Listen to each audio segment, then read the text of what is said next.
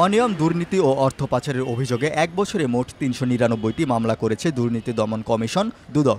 এসব মামলায় জুলাই গণঅভ্যুত্থানে ক্ষমতাচ্যুত প্রধানমন্ত্রী শেখ হাসিনা ও তার পরিবারের সদস্য, সাবেক মন্ত্রী, সংসদ সদস্যসহ ১,০০০-এর বেশি প্রভাবশালী ব্যক্তিকে আসামি করা হয়েছে। দুদক বলছে, ক্ষমতার অপব্যবহার, বড় বড় প্রকল্পে অনিয়ম, দুর্নীতি করে অর্থ আত্মসাৎ, অবৈধভাবে প্লট বরাদ্দ নেওয়া ও জ্ঞাত আয় বহির্ভূত সম্পদ অর্জনের অভিযোগে এসব মামলা করা হয়েছে। কারো কারো বিরুদ্ধে চাঁদাবাজি, টেন্ডারবাজি ও দখলের অভিযোগ রয়েছে।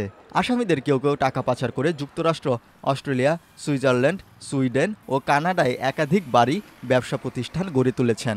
এমন অভিযোগেও মামলা হয়েছে। শেয়ার বাজারে জালিয়াতি, প্রতারণার মাধ্যমে শেয়ার বাজারে বিনিয়োগকারীদের হাজার কোটি টাকা লুটপাট, প্রভাব খাটিয়ে সরকারি বেসরকারি বিভিন্ন ব্যাংক থেকে হাজার কোটি টাকা ঋণ নিয়ে আত্মসাৎ করার অভিযোগও রয়েছে অনেকের বিরুদ্ধে। দুদকের তথ্য অনুযায়ী গত বছরের জুলাই থেকে চলতি বছরের জুন পর্যন্ত ১২ মাসে ৭৬৮টি অনুসন্ধান শুরু করা হয়েছে। এ সময় মামলা হয়েছে ৩৯৯টি। সবচেয়ে বেশি মামলা হয়েছে জ্ঞাত আয় বহির্ভূত সম্পদের অভিযোগে। তদন্ত শেষে ৩২১টি মামলায় অভিযোগপত্র দেওয়া হয়েছে।